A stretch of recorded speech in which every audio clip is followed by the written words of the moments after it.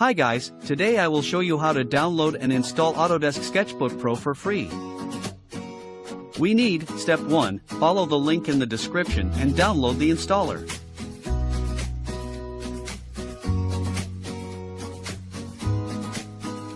Step 2, unzip the archive and enter the password 2022.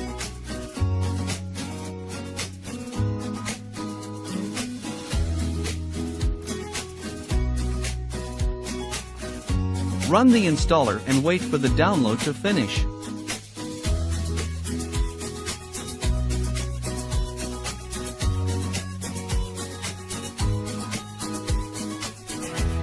The program is ready to use. Launch a desktop shortcut and get to work.